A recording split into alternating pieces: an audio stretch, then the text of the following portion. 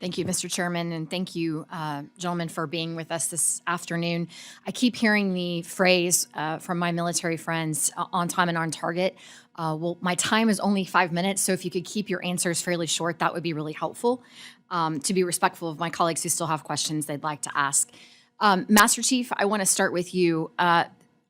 My colleague and I, Chrissy Houlihan, worked to extend parental leave for our service members.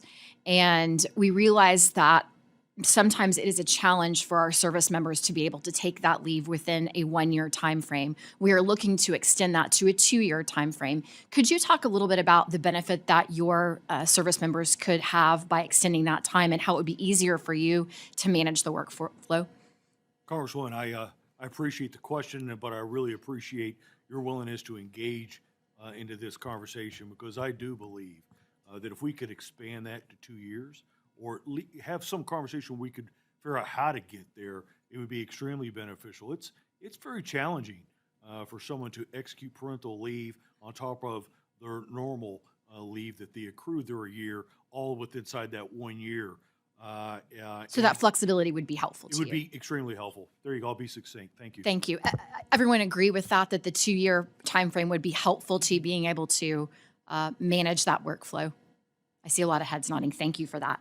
I want to say, Chief Master Flossie, thank you for the phone call. We had a great conversation.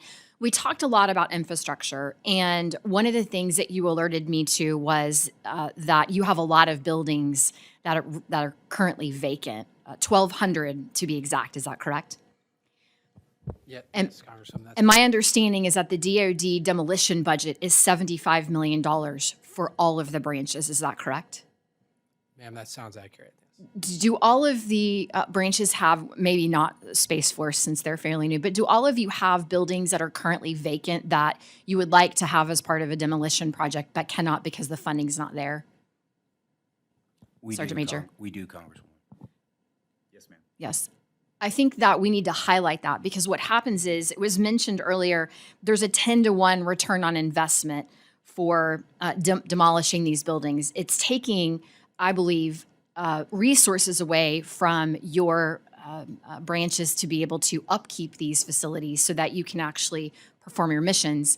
And so I want to encourage our folks that when we're looking at our appropriations package, to potentially increase that so that we can raise some of these buildings, take the workload off of your plates, and allow us to continue to really focus on the mission at hand. Let me pivot slightly. Chief Master Sergeant Flossie and or Master Chief Honea, you talked a little bit about childcare. And that's something that I know I've been interested in. I had the opportunity to do a bipartisan sort of swap with my colleague, Sarah Jacobs from San Diego.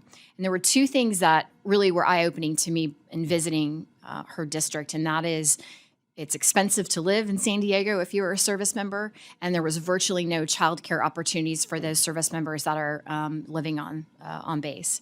Can you talk a little bit about, you mentioned in your testimony that you have the highest number of individuals that are using childcare services on naval installations currently. We need to continue to work at that. But is there something different that you've done to get those numbers up? And then if Chief Master Flossie wants to expand on that. Congresswoman, yes.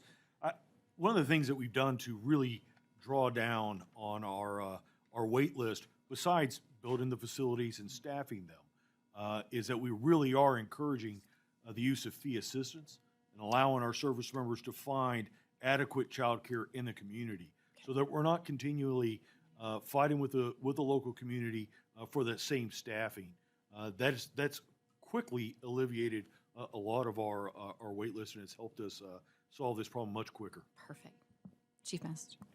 Thank you, ma'am. Similar in the Air Force, we have, first of all, improved staffing, which is really one of our constraints. Sometimes it's not a capacity problem with infrastructure, it's staffing. And we've gone from 72% to 86% staffed across the Air Force in the last 3 fiscal years, and due in no small part to some of the reimbursement incentives that we're able to offer now all employees. It used to be direct care only, but we have a 100% reimbursement rate for child care for a dependent of one of our employees in childcare facilities. So that's great, and I think we're implementing that across all services now.